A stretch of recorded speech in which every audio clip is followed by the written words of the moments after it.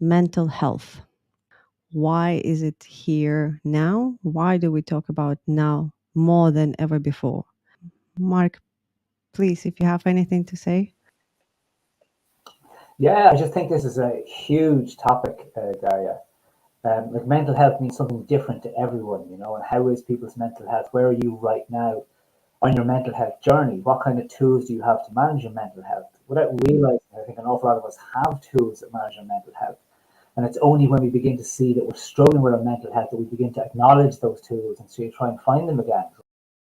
It means something different to everybody. You know, what is positive mental health to some people, what is beneficial mental health, where are the challenges for people? And with the pressures of our modern world, and I think in particular as we're coming out of COVID, and the effect that's had on our psyche, it's had a huge impact and we haven't even realized it. Okay, we have a coming back guest, Emma. She's been with us in our first episode when we were talking about coaching. Welcome, Emma. Emma is author and mental health and well-being coach as well. Hi, thank you. How are you today? I'm good. Thank you. Glad to be here again. We have Vaishali. Hello, Vaishali. I'll introduce Vaishali quickly. Vaishali is a fantastically titled creator of possibilities, is how she likes to describe herself best, which I think is beautiful. Vaishali is a fulfillment coach, a yoga meditation professional, an influencer and a philanthropist. So I'm really looking forward to Vaishali as a happiness and wellness consultant joining this discussion today. Thank you. Very, very excited to be here. And our guest, Anastasia. Anastasia is a professional certified clinical psychologist. She has a Master of Science degree in mental health psychology from University of Liverpool, and she's been working in the Middle East for the last 9 years, providing educational, behavioral, and emotional development programs for children and adults with wide variety of challenges in group individual settings. So please, Anastasia, can you just a few words about yourself? Initially, I finished bachelor degree as a psychologist and educator, and then continue my education in the medical academy to learn about pathology, mental health pathology. And later I pursue master degree in the Liverpool in the mental health area, and my dissertation was about how fitness and sport affect emotional, developmental, and cognitive development of children with autism. Sometimes people are getting confused about psychology and psychiatry. Can you please tell us quickly what's the difference? Okay. Yes, for general public, it can be confusing because there's psychotherapist, there's psychiatrist, clinical psychologist, general psychologist, coaching, all professionals involved in the mental health field. They have their unique place and unique role in this. So about psychiatrist and psychologist, there's three main areas of difference. First, it's kind of education and duration of education, type of issues which they are qualified to address, and prescription, meaning who is allowed to make a prescription for medication and what kind of medication, and who is not allowed. When we are talking about psychologists, they also pursue or they have doctorate degree, but they're not doctors. It's not a medical field. Yeah. And for example, in order to work in the UE as a psychologist, person have to have master degree or doctorate degree. Yeah. And so the tools which those two professionals are using are very different. Psychiatrists addressing mental health and behavioral issues through medication, and that's the main tools which they're using. And they addressing neurological challenges or chemical disbalance. Though for a psychologist, a clinical psychologist, the main tool, it's a talkative therapy. It's a talkative therapy which is evidence-based. Yeah. Hmm. And So this is basically what you wrote about yourself as well. right. That you are trying to find, yes, you are trying to find more holistic ways of helping people with their mental health issues. Yes. Vishali, we would like for you to just little bit explain what is your main thing that you do, because when we talk, you explain to me very interesting stories basically from your life and your experience. So, every morning when I wake up, the first thing I think is that how can I contribute? And I like to inspire people to, kind of believe in themselves, operate from a space of freedom, and also have a sense of belongingness. And this, in a nutshell, is what I thrive to do. In the bargain, I think there are so many other things, so many other aspects that come into play as well. It depends on, which part. Like, for example, I'm also a certified yoga teacher, certified life coach, and I'm also a philanthropist. So the model of work that I have is like a full circle. So when you do yoga, meditation, coaching, all of this, it's not just about yourself, whatever one is experiencing, but also move from there to come to a sense of contribution where I inspire people to kind of come together, work on themselves, and also give back to the society. With the pandemic, I think we've reached a very kind of a critical space where anxiety, depression is so common. It is, at least one person in every household is going through something or the other. Why do you think we talk about mental health much more nowadays? Yeah, because mental health, it's continuum. It's not one point where we all staying. Let's say fear, depression, anxiety. It's on continuum because the person may experience anxiety but still cope with it and do regular routines. But it also can reach the point when it's disabled person, where there's impairment of the life as a result of this anxiety. Some people, uh, some people have enough capacity and tools and resources to address depression and anxiety and fear, let's say. But some people, especially if there's any other impairments in life, let's say lack of sleep, unbalanced nutrition, a lot of social pressure, maybe financial instability.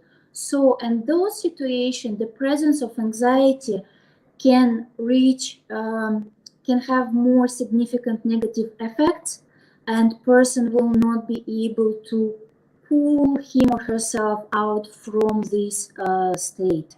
That's very good to know for people who suffer from depression. And if you yourself or someone you know struggling with depression, please reach out for help. Help is available. So I was just going to add on to the point that, one of the reasons why there is so much of, like what you said, why there is so much of mental health issues that are coming or they're surfacing now. I think it's also the sense of competition that is there in everything, and the peer pressure. The like social media has quite a big role to play as well. It has its pros and cons, of course. And our world is very competitive. Competition for a lot of people can be a positive thing. It can drive them on in certain ways to achieve. But where I think that competition is bringing us into a dangerous space is because then we're looking at scarcity. We're looking at not having enough. We're looking at not being enough. Like the very simple phrase "I am enough" is something people don't even say to themselves. It's always "I'm not good enough, I'm not right enough for the situation." We develop social anxiety because we don't think we're good enough for the company that we're in. So we take that competition that's in our modern society and we start looking at the lack of everything that we have. And then from there, we're building our pressure on ourselves. And that lack is a massive thing, because that becomes, I don't have enough money, I don't have a big enough house, I don't look well enough, I don't have enough time. That time itself becomes that pressure from the lack of time that we have. And all of these are adding so much pressure onto ourselves all the time. Get to be grateful for the things that we have, like simple things, the abilities that we have, for example, the ability to see, the ability to walk, the ability to do stuff. We take it, so conveniently take it for granted, and the focus is only on what we don't have. And I think that's where I feel that that's where the problem rises. That like you said, I am enough. Nobody says that. I think another side of the like all the media, social media and stuff, is that there's so much more awareness now about mental health, about people who are suffering. So, and that's why people are talking more about it now. Like if you can imagine 30, 40 years ago, there was no readily access to proper good internet.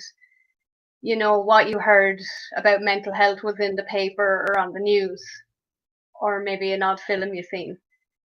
I think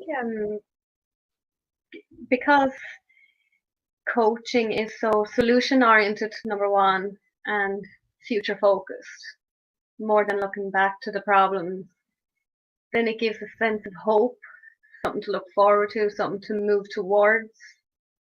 And that's, hope can be the one thing to obliterate a lot of mental health issues. So I definitely think that it's a really good discipline for mental health. Obviously not to be used in place of counseling or therapy.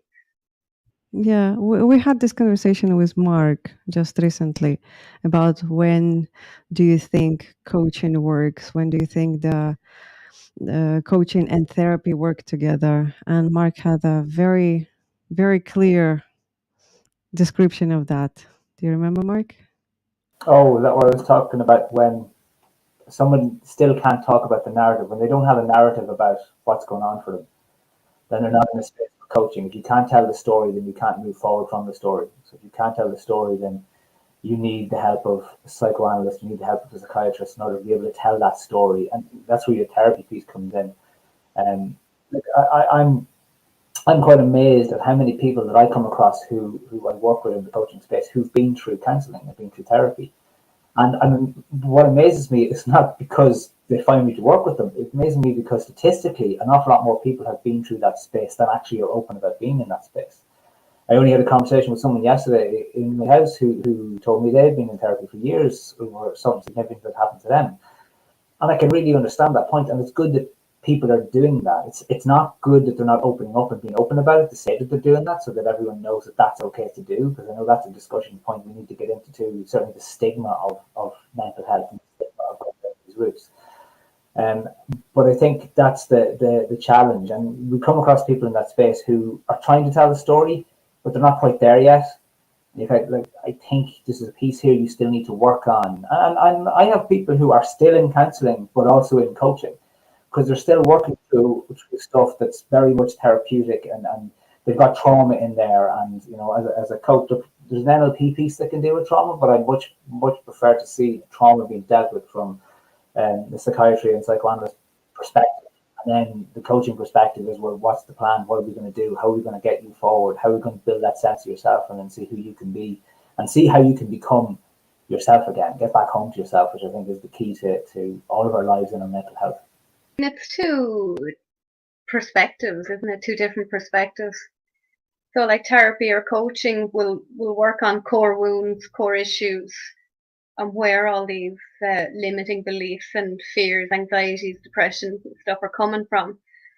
The coaching then is separate, where it looks to now where your strengths are, not what's happened that's causing you a weakness, but where you are now, your strengths, and where you want to be. So you've got like past, present, and future. So they're two different perspectives, which is why they work so well together. Something I was listening to. I was listening to a podcast, a non-being podcast with Kimberly Wilson just the other day, and she was talking about that idea of whole body mental health, and she was talking a lot about how critical your food is in your mental health. And we might think that sounds a little bit extraordinary, but look at how we act when we're hungry. My God, I am a disaster if I'm hungry. You can't communicate with me. And so, but what does that tell you? So your gut biome and how it's affecting your overall mental outlook on the world. Like even, mental health is more than just positive thinking, but positive thinking does help. And positive thinking is 100% of the time vigilance. You don't have to think positive thoughts if you stop negative thoughts. If there's no negative thoughts, all that's left is positive, But when you're tired, it is so much easier. Your guard is down. It's so much harder to stop these thoughts going to the dark place. And coaching can kind of help in the kind of keep that muscle, that mental muscle, because it builds up awareness. But we just need to talk more often about it. You are absolutely right. We have forgotten to pause. That pause to just think. I'm running right now, but is this where I really want to go? Yeah. This is what happens. I think we're all running, but we don't really know where we're going half of the time. Not everybody. Some people have figured out. Some people are still. But we haven't paused to see. Okay, I'm running in this direction. You may get promotion after promotion after promotion. I'm just giving the example of corporate, but it's not necessary that it's making you happy. Like going back to the point that Mark was making, I differ a little bit from that. There is happiness. Definitely there is happiness, a feeling of being alive, feeling of freedom. It exists.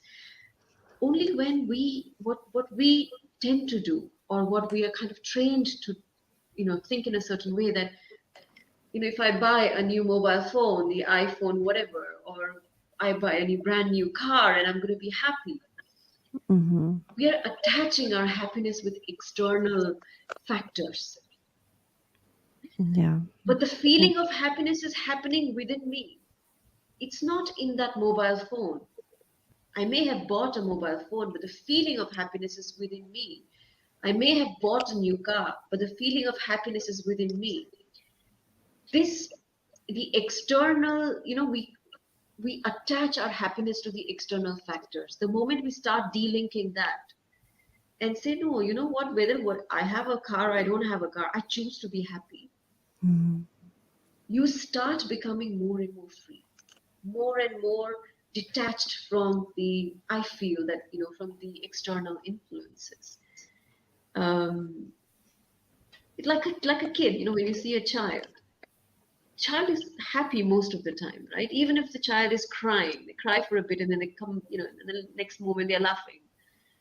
So happiness does exist, but it's as the child grows up, when they become 5-year, 7-year, 10-year, teenager, this conditioning of the mind that layers and layer, and then become where we are. I just would like to add for when people choosing professional, despite who it is, psychiatrist, coach, psychologist, to understand their rights, because the person already on the vulnerable place, mentally, emotionally, maybe even physically in the vulnerable place, and they are hiring professionals, so they have all the rights to require educational documents, qualifications, and so on, and be empowered to choose the right person whose credentials aligned with your necessities. Yeah, because what I see, people sometimes shy and they just accepting like, for example, I see some people will, let's say, claim that they can treat something. However, their credentials do not allow to do that. Yeah. So I would encourage everyone very, very carefully to review credentials of professionals whom you're allowed to work with you, because you will be dealing with very sensitive issues, with very emotional issues, and you cannot let yourself to be betrayed, let's say, one more time or another time when you made a step forward to look for help. And the topic is our mental health and well-being. So the unpopular opinion is people use mental health as a way to get attention and to reduce responsibilities. Go. Okay, I can agree with that people may look for attention. But what is wrong about looking for attention? You know, it means that I was not acknowledged in a way or in a degree which I need to be acknowledged, or I didn't have the quality of attention, the connection which I need. So yes, it could be as a looking for attention, but it means that the need was not met and person find it, this is the way to meet my needs. Mm-hmm. Cool. I like that.